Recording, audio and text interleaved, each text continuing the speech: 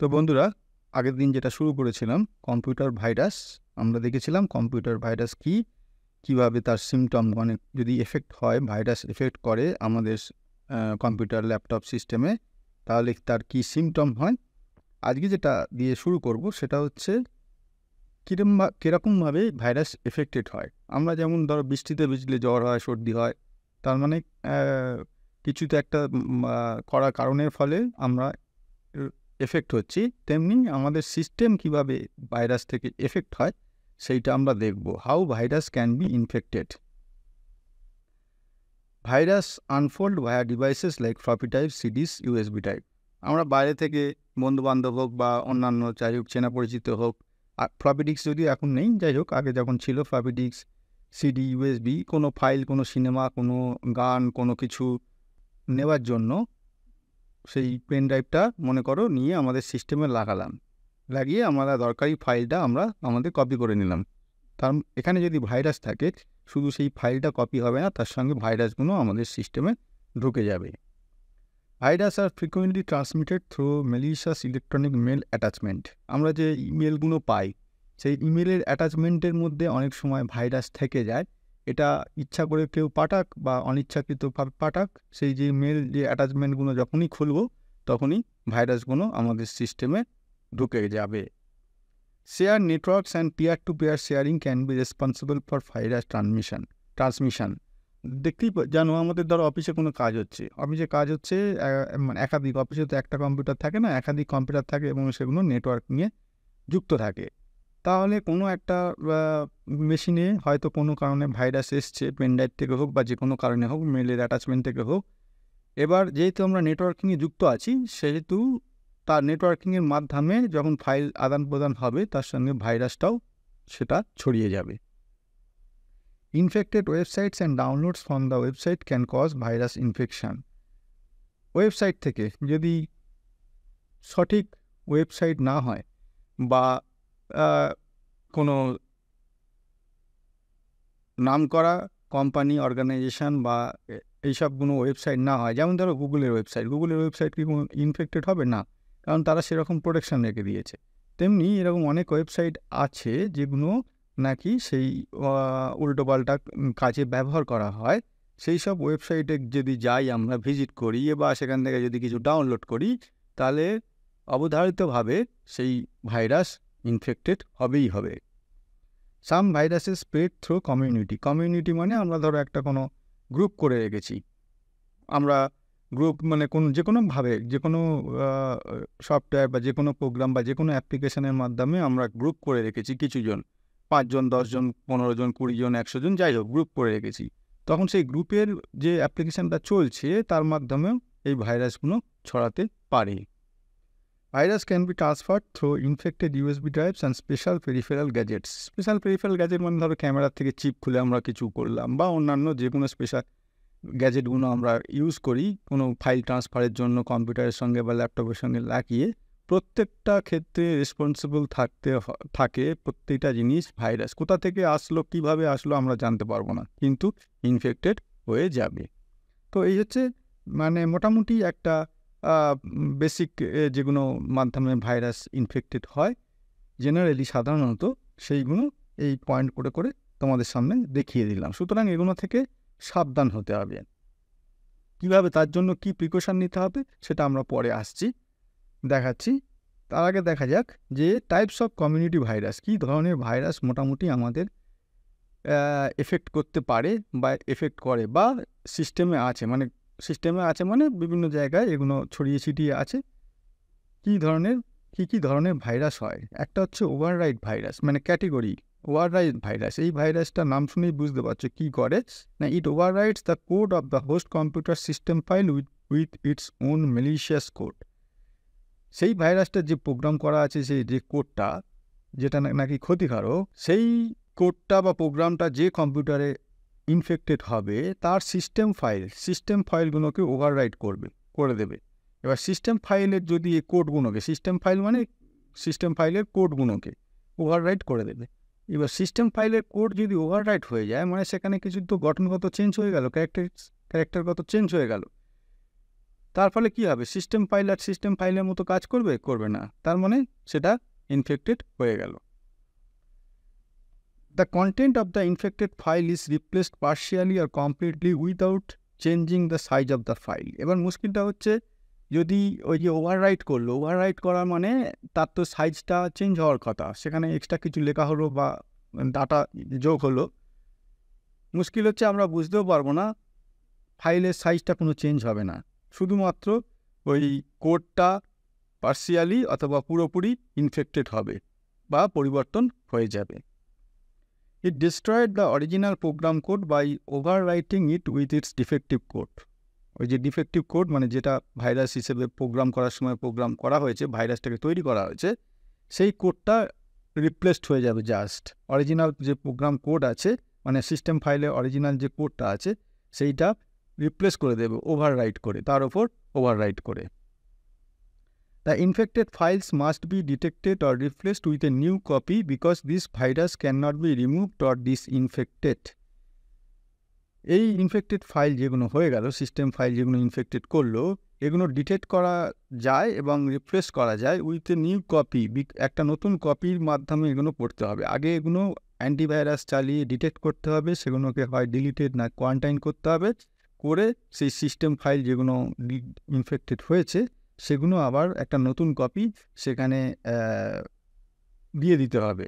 কারণ কি? Because this virus can not be removed or disinfected. এই ভাইরাস ওই যে সিস্টেম ফাইলে ওভাররাইট করলো, সেটাকে ইনফেক্টেড করে দিল, তার মানে এই নয় যে ওখান থেকে সেই ভাইরাসগুলো আলাদা করা যাবে, তা হবে না। পুরোপুরি ফাইলটাকেই ডিলিট অথবা কোয়ারেন্টাইন করে নিতে হবে এবং করার পর সেখানে আবার নতুন ফাইলটা দিয়ে দিতে হবে। ঠিক আছে? তার এই হচ্ছে ওভাররাইট ভাইরাস। এক ধরনের ভাইরাস আছে, এগুলো নামগুলো তৈরি হয়েছে তার কার্যপদ্ধতির ওপর। ভাইরাস কী ধরনের কাজ করছে বা কীরকমভাবে কাজ করছে সেইটার ওপর ডিপেন্ড করে এই ধরনের ভাইরাসের নামকরণ করা হয়েছে।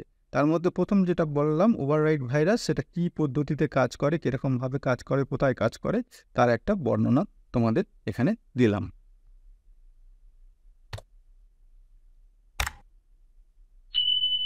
এরপরে যেটা আসছে সেটা হচ্ছে অ্যাপেন্ড ভাইরাস। অ্যাপেন্ড নাম শুনেই বুঝতে পারছো, this virus appends its malicious code to the end of the host program files. মানে বসিয়ে দেওয়া।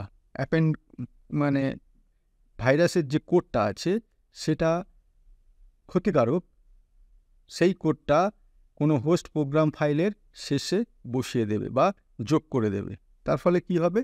After that it alerts the files header, মানে ফাইলের শুরুতে যে একটা থাকে হেডার, সেই ফাইলের সেই হেডারটাকে অ্যালার্ট করে দেবে। The files header is redirected to the start of the malicious code of the append virus. এই হেডারটা তখন কী হবে? তার দিক পরিবর্তন হয়ে যাবে। দিক পরিবর্তন মানে সে যেখানে ছিল তার সেখান থেকে সরে ওই ম্যালিশিয়াস কোড যেটা বসে গেছে শেষকালে তার শুরুতে চলে আসবে। তাহলে কি হবে? Thus this code is executed each time the program runs. যতবার প্রোগ্রামটা রান করব, সেই অ্যাপ্লিকেশনটা রান করব, ততবার যেহেতু হেডারটা ওই ম্যালিশিয়াস কোডের আগে চলে এসছে, হেডারটা করার পরই ওই ম্যালিশিয়াস কোডটা একবার করে রান হয়ে যাবে। ঠিক আছে? বোঝা গেল ব্যাপারটা কী ঘটলো? মনে করো এই প্রথম লাইনটার শেষে আমি ওই অ্যাপেন্ড ভাইরাস এখানে আক্রমণ করলো, এটা হচ্ছে অ্যাপেন্ড ভাইরাস। এইবার হেডার যেটা আছে, এই দিস ভ্যালু, মনে করো যে এইটুকুনি এটা এর শুরুতে চলে আসবে। এই শুরুতে চলে আসার পর এবার এই প্রোগ্রামটা যখন রান হবে তখন এই লাইনটার হওয়ার পরই, এখানে যা লেখা আছে কোডে সেই লাইনটা হওয়ার পরই এইটা বারবার রান করবে। বারবার রান করবে মানে সেটা সেই ফাইলটা, ওটা তো আমাদের যে প্রোগ্রামটা বা যে অ্যাপ্লিকেশনটা রান করছি সেটা ওইটা দরকার নেই, ওটা তো ম্যালিশিয়াস কোড, ক্ষতিকারক, কিন্তু তখন রান করবে। This code is executed each time the program runs though it does not destroy the host program. কিন্তু এর পেছনের যে অংশটা, এই মনে করো এই পেছনের যে অংশটা, এটা কিন্তু সেটাকে ডিস্ট্রয় করলো না। It modifies in it such a way like it holds the virus code, enables the code to run itself. এটা এমনভাবে নিজেকে ওই মেন যে প্রোগ্রাম আছে তার সঙ্গে মডিফাই করে নেয় যে ওই ভাইরাস যে কোডটা আছে সেটা ওখানে থেকে যাবে এবং প্রত্যেকবার রান করার সময় সেটা এনাবেল হয়ে যাবে। এটাকে বলা হচ্ছে অ্যাপেন্ড ভাইরাস। এরপরে যেটা আছে ম্যাক্রোভাইরাস। ম্যাক্রোভাইরাস কি? Macro virus are embedded in files collectively with Microsoft Word Excel file. এটা এক ধরনের ভাইরাস যেগুলো হচ্ছে মেনলি ওয়ার্ড এক্সেল ফাইলে এগুলো এক্সিকিউট করে বা ইনফেক্টেড করে। They use the macro language in those files to infect to other documents even as opened. যদি কোনো ফাইল, এই ধরনের ওয়ার্ড এক্সেলের ফাইল, সেগুলো ওপেন থাকে, সেই ফাইলগুলোতে সাধারণত এই ভাইরাসগুলো ইনফেক্ট করে। তারপরে হচ্ছে boot virus. Boot reason virus infect the master boot record of a garage device. Master boot record তোমরা জানো, যেখানে মেনলি যে অপারেটিং সিস্টেম লোড করার সময় যে রিজনটা হার্ড ডিস্কে তৈরি হয়, যেখানে বুটিংয়ের সমস্ত ইনফরমেশনগুলো থাকে, সোজা যদি এক কথায় বলা যায়, সেটাই হচ্ছে মাস্টার বুট রেকর্ড। এই মাস্টার বুট রেকর্ডে এই বুট ভাইরাসটা অ্যাটাক করে। It is very hard to eliminate. যেহেতু মাস্টার বুট রেকর্ডে এফেক্ট করছে, সুতরাং ওখানে থেকে সেই ভাইরাসটাকে এলিমিনেট করা খুব শক্ত হয়ে যায়। During the time of booting virus activates. এবার যখন আমরা সিস্টেম ওপেন করলাম, হার্ড ডিস্ক থেকে যখন বুট হবে, মানে মাস্টার বুট রেকর্ডের ইনফরমেশনটা যখন দরকার হবে, ভাইরাসটা অ্যাক্টিভেট হয়ে যায়। কীভাবে অ্যাক্টিভেট হয়? And may spread to exceptional manner to that device. একটা মানে যে মুহূর্তে বুট হবে, যে মুহূর্তে ওই মাস্টার বুট রেকর্ডের যে প্রোগ্রামটা লেখা আছে সেটা এক্সিকিউট হবে, তো এক্সিকিউট হওয়ার সঙ্গে সঙ্গে এই বুট ভাইরাসটাও এক্সিকিউট হয়ে সমস্ত ডিভাইসে সেটা ছড়িয়ে পড়বে প্রতিবার। ঠিক আছে? তো এই হচ্ছে বুট ভাইরাসের কার্যপদ্ধতি। এরপরে আসছি resident virus. Resident virus keep themselves in the PCs, making them tough to discover and eliminate. Resident নাম শুনেই বুঝতে পারছো, এটা সাধারণত পিসিতে এগুলো, মানে পিসি মানে সিস্টেম আর কি, সে ল্যাপটপ হোক কম্পিউটার হোক, সেই সব পিসিতে থাকে। Making them tough to discover and eliminate, এদের সহজে ডিসকভারও করা যায় না এবং এলিমিনেট বাদ দেওয়া যায় না। They can infect documents as they are opened or close. তারা ডকুমেন্টগুলোকে ইনফেক্ট করে, তারা সেই কোন ডকুমেন্টগুলো, সেই ডকুমেন্টগুলো ওপেন, মানে আমরা যখন ডকুমেন্টটাকে যদি খুলি, মানে ওপেন করি, তাহলেও সেটা ইনফেক্টেড হয়ে যায়, অথবা যদি নাও খুলি, এমনি ফাইল হিসেবে সেভ থাকে হার্ড ডিস্কে, সেটাও তখন ইনফেক্টেড হয়ে যায়। এরপরে আসছে non resident virus. Non resident virus কি? Non resident virus do not keep themselves in the PC's memory. Non resident নাম শুনেই বুঝতে পারছো, এটা কিন্তু পিসির মেমোরিতে থাকে না বা নিজেদের ভাইরাসকে রাখে না, এমনভাবেই প্রোগ্রামটা করা আছে। আচ্ছা, এইসব ধরনের ভাইরাস, যত ধরনের ভাইরাস হচ্ছে, এগুলো তো মানুষই তৈরি করে বিভিন্ন প্রোগ্রামিং করে। তাহলে এই প্রোগ্রামিং করার সময়ই তার ক্যারেক্টারটা নির্ধারণ হয়ে যায়, তার কার্যপদ্ধতিটা নির্ধারণ হয়ে যায়। যে যেরকমভাবে তৈরি করে সেই ভাইরাস সেই সব ক্ষেত্রে সেইরকমভাবে অ্যাটাক করে বা ইনফেক্টেড হয়। They infect documents at once, depend upon the host document for execution. একটা ডকুমেন্টকেও অ্যাটাক করলো, এবার সেই ডকুমেন্টটা এক্সিকিউশন মানে খোলা হোক বা তার উপর এডিট হোক বা যে কোনো ধরনের কাজ করার ওপর ডিপেন্ড করে। যে মুহূর্তে এটা করা শুরু হবে, সেই মুহূর্তে ফাইলটা এই ইনফেক্টেড হয়ে যাবে। এরপরে আসছে মাল্টিপার্টাইটি ভাইরাস। মাল্টিপার্টাইটি ভাইরাস কি? নাম শুনেই বুঝতে পারছো, multipartite virus spreads and infects in multiple way. বিভিন্ন ওয়েতে এটাকে ভাইরাসগুলো ইনফেক্ট করে। কীভাবে? It infects both the boot sector. এখানে বুট সেক্টরে যেটা পড়লাম, বুট সেক্টরে ইনফেক্ট করে। They executable file stored on the hard drive simultaneously. আবার হার্ড ড্রাইভে যেসব এক্সিকিউটেবল ফাইল আছে, যে মানে যে ফাইলগুলোকে এক্সিকিউট করা হয়, চালানো হয়, রান করা যায় যে ফাইলগুলো, সেইখানে অ্যাটাক করে। When you turn on a computer, যে মুহূর্তে একটা কম্পিউটার অন করা হলো, the boot sector virus is triggered. সেই মুহূর্তে বুট সিস্টেম অন করার সঙ্গে সঙ্গেই তো ওটা বুটিংটা শুরু হয়।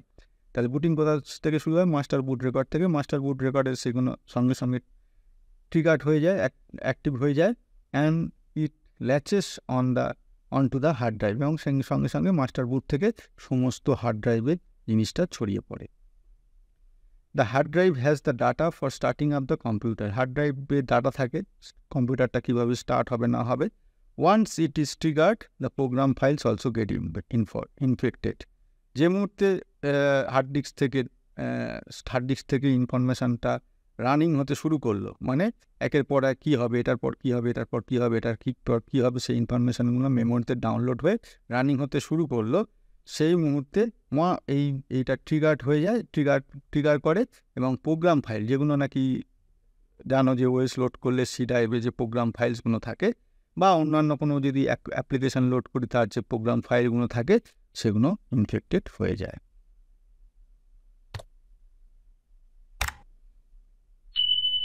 এরপরে আসবো file infector virus. File infector virus কি? It is one of the most commonly found computer virus.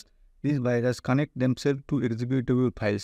এটাও একদম তাই, আগেরটাও যেমন এক্সিকিউটেবল ফাইলসে হলো এক্সিকিউটিভ ফাইলগুলো অ্যাটাক করে, এখানেও ঠিক তেমনি এক্সিকিউটেবল ফাইলসগুলো অ্যাটাক করে। এক্সিকিউটিভ ফাইল কী করে বুঝবো না, তার এক্সটেনশন .exe, .com, .dll এই ধরনের হয়, এই ফাইলগুলোকে মেইনলি অ্যাটাক করে। It activate while the infected report is executed. এটা কখন অ্যাক্টিভেট হয় না, যখন ইনফেক্টেড রিপোর্টটা আমরা এক্সিকিউট করি মানে চালাই। They can spread to other files while the infected programmings is running.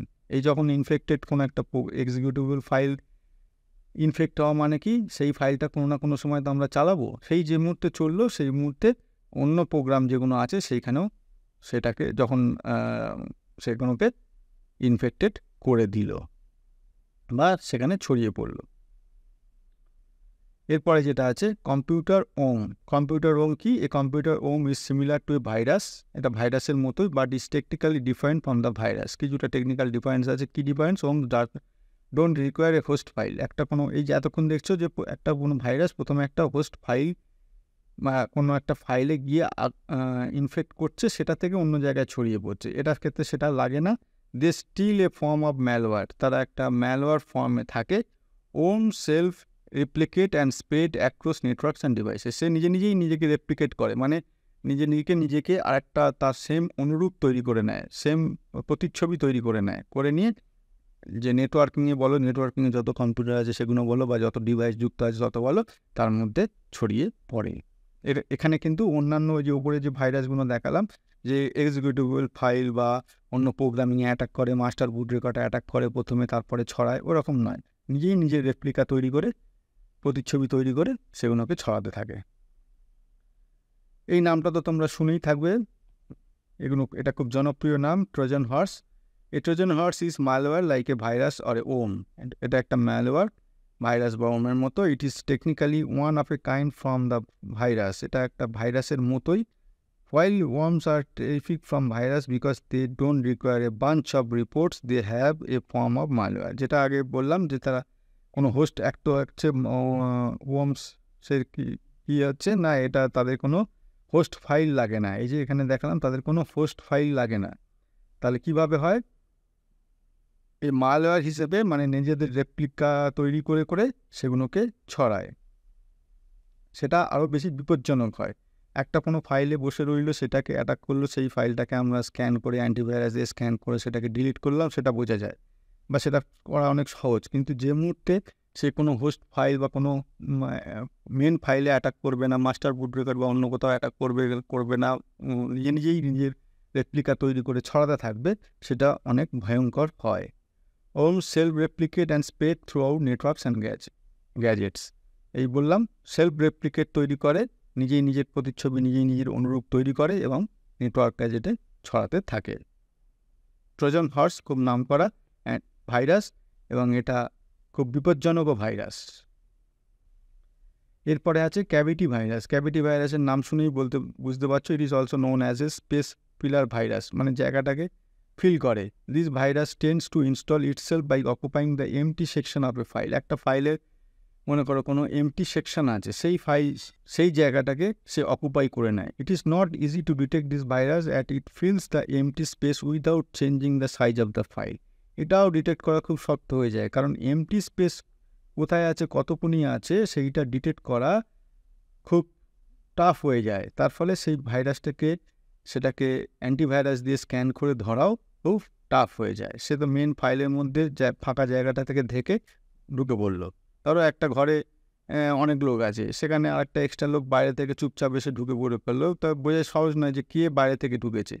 বা কোনো একটা ধরো মিটিং মিছিল হচ্ছে, একটা যদি মিটিং মিছিলে তাদের নিজস্ব লোক থাকে, তার মধ্যে যদি একটা বাইরের লোক এসে সেই মিটিং বা মিছিলে ঢুকে যায়, কী করে বোঝা যাবে? এখানেও ঠিক তেমনি সেই রকম।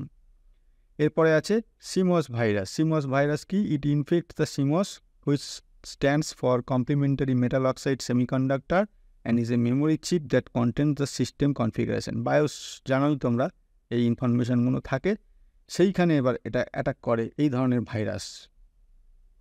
This virus can erase and reset the system configuration. বায়োসে কী থাকে? সিস্টেমের সমস্ত কিছু ডিটেলস থাকে, সিস্টেমে কীরমভাবে কোনটা কী কাজ করবে সেইগুলো ডিটেলস থাকে, ফার্স্ট বুট ডিভাইস, সেকেন্ড বুট ডিভাইস, এইসবগুলো ওখানে কনফিগার করা যায়, আরও অনেক কিছু সেটিং চেঞ্জ করা যায়। তাহলে সেই সেটিংই যদি চেঞ্জ করে দেয়, সেই সিস্টেমের কনফিগারেশনই যদি চেঞ্জ করে দেয়, তাহলে বুঝতেই পারছো যে সিস্টেম কীরমভাবে চলবে, পুরো অ্যাবনর্মাল বিহেভিয়ার করবে।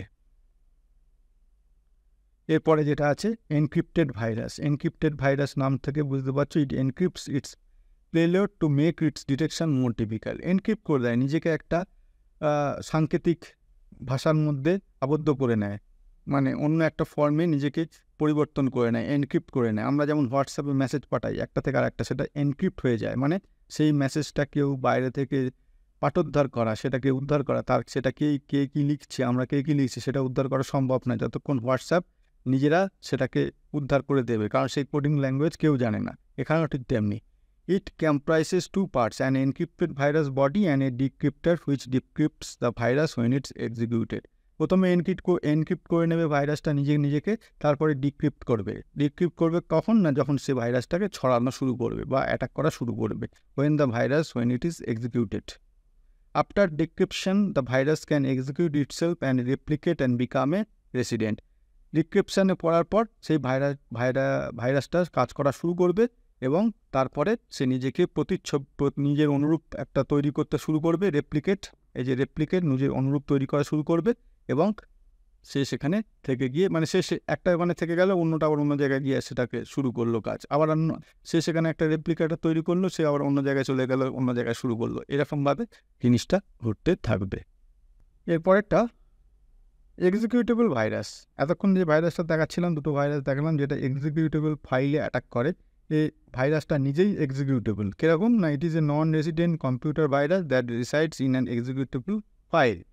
এটা নন রেসিডেন্ট কম্পিউটারে এটা থাকে না, কিন্তু যেসব এক্সিকিউটেবল ফাইল থাকে তার মধ্যে অ্যাটাক করে, তার মধ্যে থাকে। whenever the infected file is executed, it infects the other files. যে মুহূর্তে এই এক্সিকিউটেবল ফাইলটা চালাবো, সেই মুহূর্তে সে আদার ফাইলসগুলোকেও ইনফেক্টেড করে দেবে। এরপরে আসছে rapid virus. It is capable of creating new process, each of the new process further create new process.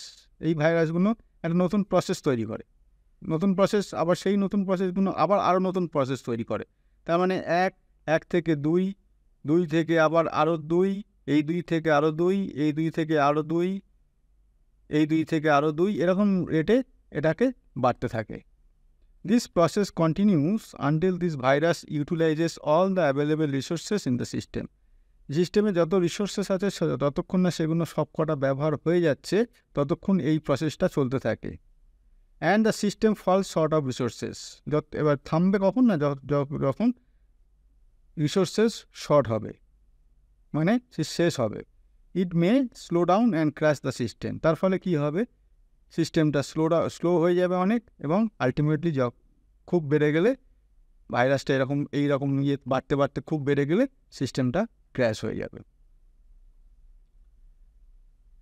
এরপরে আছে স্টিলথ ভাইরাস। স্টিলথ ভাইরাস কি? It is a hidden computer virus.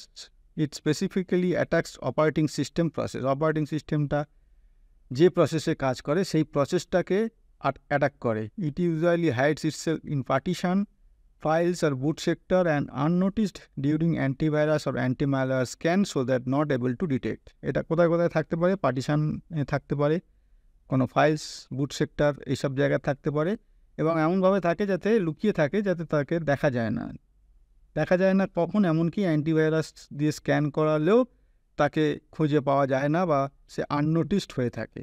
তার ফলে কী হয়? তাকে আর ডিটেক্ট করা যায় না। তো দেখতে পাচ্ছ কত ধরনের ভাইরাস, মোটামুটি এই এত ধরনের ভাইরাস মানে কাজ করবার তাদের পদ্ধতি বা ক্যাটেগরি অনুযায়ী এইগুলোকে মোটামুটি ভাগ করা হয়েছে কর্মপদ্ধতির ওপর ডিপেন্ড করে। এই ধরনের ভাইরাস সম্বন্ধে আমাদের সচেতন থাকতে হবে। কিভাবে সচেতন থাকবো বা কী কী উপায় করলে এই ভাইরাসগুলোকে আটকানো যাবে, সেটা হচ্ছে হাউ উই ক্যান প্রোটেক্ট। সেটা হচ্ছে অ্যান্টিভাইরাস সফটওয়্যার। আমাদের একটা অ্যান্টিভাইরাস সফটওয়্যার অবশ্যই রাখতে হবে। বিভিন্ন ধরনের মার্কেটে অ্যান্টিভাইরাস সফটওয়্যার আছে যে কিনা প্রতিনিয়ত ব্যাক হ্যান্ডে স্ক্যান করবে, সেগুলোকে ডিলিট করবে, ভাইরাস খুঁজে পেলে কোয়ারেন্টাইন করবে, এইসবগুলো করবে। ফায়ারওয়ালস লাগাতে হবে। Firewalls act as a barrier between, অবশ্য ফায়ারওয়ালসটা নেটওয়ার্কিং, যেগুলো অফিস টফিসে নেটওয়ার্কিংয়ে, কম্পিউটার নেটওয়ার্কিংয়ে থাকে, সেইখানে এগুলো ফায়ারওয়ালগুলো ইউজ হয় as a barrier between a community and a potential threats, preventing unauthorised admission to end and spread of virus. Community মানে কি, আমাদের যে নেটওয়ার্কিং আছে, অফিসের একটা নেটওয়ার্কিং আছে, সেটা একটা কমিউনিটি, এবং যে বাইরে থেকে লাইনটা আসছে তাদের একটা কমিউনিটি। এই দুটোর মাঝখানে থাকে, এবং preventing unauthorised admission. Unauthorised admission কে নেবে? ভাইরাসই নেবে। তার মানে ওই বাইরের কমিউনিটি থেকে ভেতরের কমিউনিটিতে যখন ঢুকছে আনঅথরাইজডভাবে, সেইটাকে আটকায় এবং ভাইরাসটা ছড়ানো তার ফলে আটকে যায়। Patch management, keeping software working system and programming updates with the current safety patches. আবার কম্পিউটারের ক্ষেত্রে দেখবে মাঝে মাঝে সফটওয়্যার ইনস্টলেশন হয় অটোমেটিক্যালি, অপারেটিং সিস্টেম লেখা থাকে installation pending, do you want to install now. আবার মোবাইলেও দেখবে অনেক কিছু সবসময় আপডেট দেয়। আপডেটগুলো আর কিছুই না, ওগুলো প্যাচগুলো কী হয়, মেন যে ফাইলটা থাকে তার ওপর বেস করে আরও ইমপ্রুভ কিছু ইনফরমেশান যে কোম্পানির ওটা অ্যাপস আছে বা যে কোম্পানির প্রোগ্রাম আছে তারা নেটে দিয়ে দেয়। যে মুহূর্তে আমাদের মোবাইলটা বা কম্পিউটারটা নেটের সঙ্গে কানেক্ট হয়, অনলাইন হয়, সেই মুহূর্তে অটোমেটিক্যালি ওই প্যাচগুলো ডাউনলোড হয়ে যায়। আমাদের উচিত সবসময় মোবাইল বলো, ল্যাপটপ বলো, কম্পিউটার বলো, এই প্যাচগুলো ডাউনলোড করে আপ টু ডেট রাখা। এই প্যাচের মধ্যে অনেক প্রোটেকশন ফাইল থাকে, যদি ঠিক সময় এগুলো আপলোড না করা হয় না থাকে, সেগুলো তখন এটার প্রোটেকশনটা ঘাটতি থেকে যায়, আপ টু ডেট হয় না। ভাইরাস প্রতিনিয়ত আপ টু ডেট হচ্ছে। লোকে যারা ভাইরাস বানায় তারা কালকে যেটা বানিয়েছে তার চেয়ে উন্নত আজকে বানাবে, আজকের চেয়ে উন্নত আগামীকাল বানাবে। সুতরাং সেই হিসেবে ওই ফাইলগুলো, যেগুলো up to date patch file নেটে আপলোড করা হয়, সেগুলোকে আমাদের এখানে ডাউনলোড করে ইনস্টল করে রাখা উচিত। Email filtering, running email filtering system can block malicious attachment and hyperlinks, reducing the threat of email borne virus. Email অ্যাটাচমেন্টটা সবসময় খোলার আগে সবসময় স্ক্যান করে নেওয়া উচিত। কোনো অ্যান্টিভাইরাস লোড করা থাকলে ওখানে অপশন থাকবে, দেখবে ইমেল কোনো হয় অ্যান্টিভাইরাস হয় ইমেলেরই জন্য, আবার কোনো অল ভার্সন ইনক্লুডেড থাকে। তো অ্যান্টিভাইরাস ওখানে স্ক্যান করে নেওয়া উচিত কোনো অ্যাটাচমেন্ট খোলার আগে যদি স্ক্যান করে নিই, যদি কোনো ভাইরাস হিসেবে ট্রিট করে স্ক্যান করে পাওয়া যায়, সেখানেই সেটাকে ব্লক করে দেবে, তার ফলে ভাইরাসটা ছড়াবে না। Network segmentation, segregating networks into smaller remoted segment can restrict the spread of virus inside the occasion of an infection. Network অফিসের একটা বিরাট বড় অফিস, তাতে অনেক কম্পিউটার আছে এবং ছোটো ছোটো বিভিন্ন ডিপার্টমেন্ট ওয়াইজ ছোটো ছোটো নেটওয়ার্কিংয়ে ভাগ করা আছে। এরকম ছোটো ছোটো নেটওয়ার্কিংয়ে ভাগ করা থাকলে এবং সেগুলো যদি প্রপারলি ফায়ারওয়াল দিয়ে বলো বা অন্যান্য অ্যান্টিভাইরাস দিয়ে বলো প্রোটেক্ট করা থাকে, তাহলে কি হয়, ইনফেকশন হওয়ার বা ইনফেক্টেড হওয়ার সম্ভাবনাটা কমে যায়। ব্যাকআপ অ্যান্ড রিকভারি, সবসময় regularly backup the data and files and having a recovery plan can minimise the risk. যতই আমরা অ্যান্টিভাইরাস দিয়ে রাখি না কেন, যতই আমরা ফায়ারওয়াল দিয়ে রাখি না কেন, যত দিন যাচ্ছে অত্যাধুনিক ভাইরাস আবিষ্কৃত হচ্ছে এবং সেগুলো নেটের মাধ্যমে সারা পৃথিবীতে ছড়িয়ে পড়ছে। তো অ্যান্টিভাইরাস তো লাগাবো, ফায়ারওয়াল লাগাবো, সব কিছু করবো, কিন্তু আমাদের একটা রেগুলার ব্যাকআপ, যে আমরা অফিসে কাজকর্ম হচ্ছে, নিজের বাড়িতে কাজকর্ম হচ্ছে, সেগুলো সবসময় রেগুলার ব্যাকআপ একটা নিয়ে রাখা উচিত, যাতে বাই চান্স কোনো কারণে এফেক্টেড হয়ে গেলেও সেটা আমাদের যাতে পেয়ে যায়, পরবর্তীকালে ডাটাটা পেয়ে যায়। Security update, day to day security update is must for effective protection from virus. দেখবে কম্পিউটারে বলো, মোবাইলে বলো, সিকিউরিটি আপডেট দেয়, ফাইলগুলো ওখানে দেখায়। আমরা কেউ কোনো সময় আপডেট করি, কোনো সময় আপলোড করি না। তো কোনো সময় আপডেট করি, কোনো সময় আপডেট করি না, কিন্তু সিকিউরিটি আপডেট সবসময় জরুরি, কারণ ওটা হচ্ছে আমাদের এই ভাইরাসটাকে ঠেকানোর জন্য বিভিন্ন ওখানে ফাইলস ওখানে ডাউনলোড হয় আমাদের কম্পিউটার, আমাদের মোবাইলে, যেগুলো কিনা পরবর্তীকালে ভাইরাসকে ইনফেকশান হতে আটকায়। ঠিক আছে, তো এই কটা আমাদের যদি স্টেপস আমরা মেনে চলি, আমাদের ভাইরাস মোটামুটি আটকানো যাবে আমাদের মোবাইলে, আমাদের সিস্টেমে, আমাদের কম্পিউটারে, আমাদের ল্যাপটপে। এখন যদি এগুলো ঠিকঠাক মেনে চলি, আটকানো যায়। আর একটা ব্যাপার এখানে আমরা লিখিনি, তো মুখে বলে দিই, ফাইলগুলো যদি আমরা জিপ করে রাখতে পারি, সে উইনজিপ হোক, রার দিয়ে হোক, যে কোনো ইয়েতে জিপ করে রাখতে পারি, তাহলেও ভাইরাস আটকানো যায়। সাধারণত ভাইরাস ওই জিপ করে রাখা ফাইলে অ্যাটাক করতে পারে না। তাহলে আমরা একটা ফাইল রাখবো নর্মাল, যেটা আমরা কাজ করছি, আর সেম ফাইলটা আর একটা জিপ করে যদি রাখি, সেই ফাইলগুলো আমরা বাঁচাতে পারি। তবে সিস্টেম ফাইল তো আর জিপ হবে না। ওয়ার্ড, এক্সেল, পাওয়ার পয়েন্ট, এইসব যে ফাইলগুলো আছে সেগুলোকে জিপ করা যায়। সিস্টেম ফাইলের জন্য যে ভাইরাসগুলো অ্যাটাক করবে সেগুলো করবে। ঠিক আছে, তো আজকে ভাইরাস আমাদের দুটো এপিসোডে কমপ্লিট করলাম। আজকের ভিডিওটা অনেক বড় হয়ে গেল, কিন্তু অনেক ইনফরমেশনও তোমাদের শেখা হলো, জানা হলো। আশা করি ভালো লাগলো।